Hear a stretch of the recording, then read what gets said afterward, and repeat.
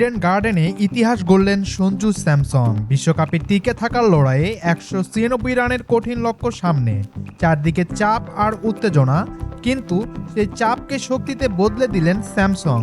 মাত্র ৫০ বলে অপরাজিত ৯৭ রান, ১২টি চার আর ৪টি ছক্কায় সাজানো দুর্দান্ত ইনিংস।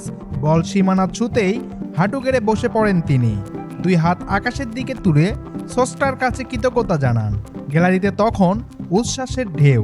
শুরুটা সহজ ছিল না ভারতের জন্য। দ্রুত উইকেট পড়ে যায় অভিষেক শর্মা, ঈশান কিষান ও সূর্যকুমার যাদবের।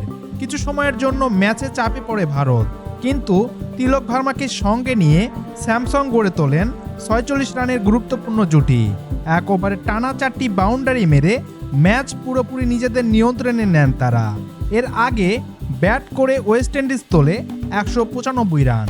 শিমরন হেয়াটমারের ঝড়ো ব্যাটিংয়ে ও রোপম্যান পাওয়াল জেনসন হোল্ডারের শেষ দিকের জুটি দলকে বড় সংগ্রহ এনে দেয়। তবে গুরুত্বপূর্ণ সময়ে উইকেট নিয়ে ভারতকে ম্যাচে ফেরান জাসপ্রীত বুমরাহ ও অর্শদীপ সিং। এই ইনিংসের মাধ্যমে টি-২০ বিশ্বকাপের রান তাড়ায় ভারতের সর্বোচ্চ ব্যক্তিগত স্কোরের রেকর্ড ভেঙে দেন স্যামসন, যা এতদিন ছিল বিরাট কোহলির দখলে। শেষ পর্যন্ত ৫ উইকেটের জয় নিশ্চিত করে ভারত। সেমিফাইনালে তাদের প্রতিপক্ষ হিসাবে খেলবে ইংল্যান্ড। সম্মানিত ভিউয়ার্স, ভারত এবং ইংল্যান্ডের পরবর্তী ম্যাচের আপডেট খবর জানতে অবশ্যই আমাদের চ্যানেলটি সাবস্ক্রাইব করে রাখবেন।